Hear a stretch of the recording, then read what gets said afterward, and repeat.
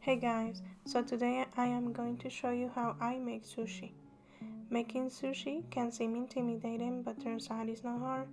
The hardest part for me is making a perfect roll, which I have not done yet because I am not an expert, but the sushi never fails to hit the spot.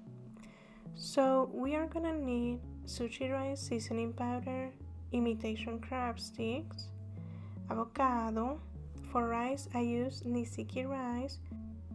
You're gonna need also roasted seaweed sheets, rice vinegar, and a bamboo rolling mat. To start, we're gonna use a cup and a half of rice. This should be enough for about 4 or 5 rolls, but it always depends on how much rice you use per roll. I use a lot on these rolls, you're about to see. So I will be using a rice maker, but you can cook this rice on a pan like regular rice. You have to rinse it first though. I rinse it a couple of times until the water is a little bit more clear but still cloudy. However, I've seen people rinse it until the water comes out clear. And you just don't want to cook with it as it comes. You do have to rinse it a couple of times.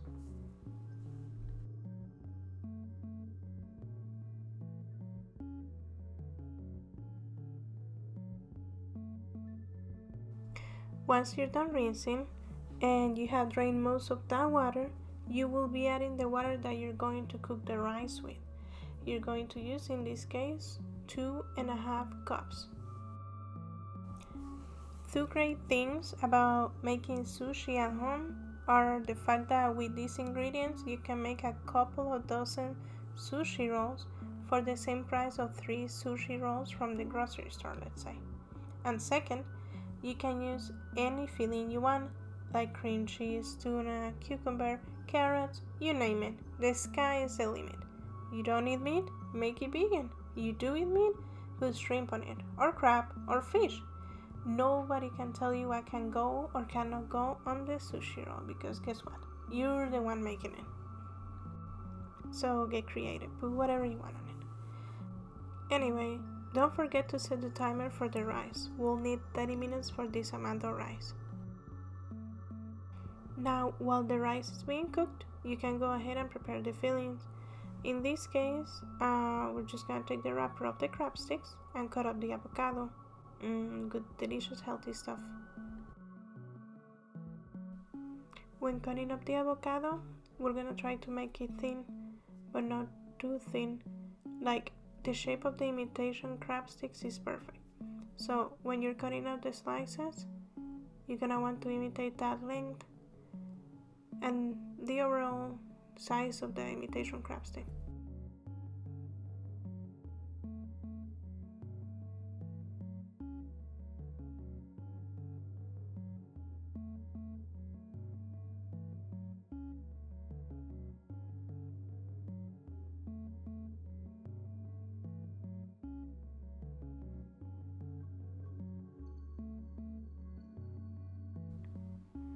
Once the rice is done, we're gonna take it out and put it in a heat resistant container.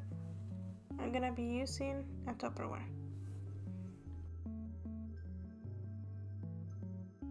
Once you gotten all the rice out, it has to cool off before you can make the sushi rolls. So if you're impatient like me, you can use a little fan.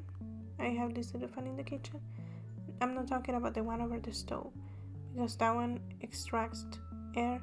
This one's actually blowing air. So you're gonna need like a little fan like that to cool it off.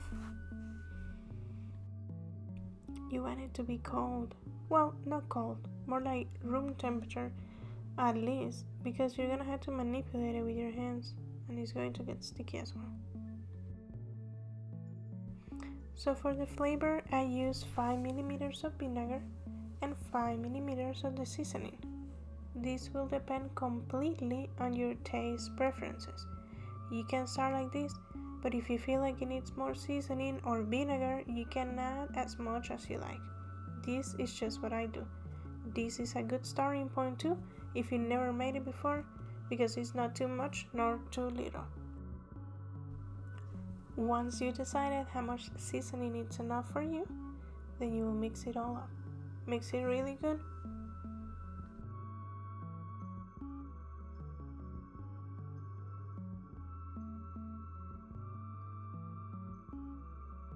Now, the thing we've all been waiting for. Time to put together the rolls. Put a seaweed sheet on the bamboo mat, and you're gonna want to put the rough side of the seaweed sheet facing up because you will be sticking the rice to it like this. You want to make a little layer, and then you're gonna add the fillings. Now, like I said, it's not gonna look like a perfect roll, but there's the first roll.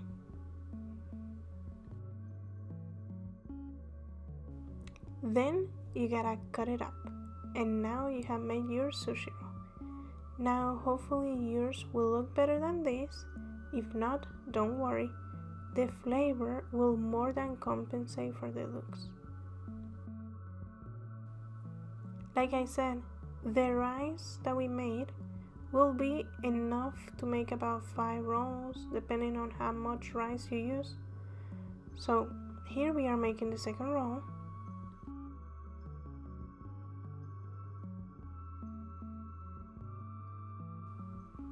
And voila, this one looks a little bit more like a roll, so practice is key, but I promise you, the way it looks does not affect the flavor.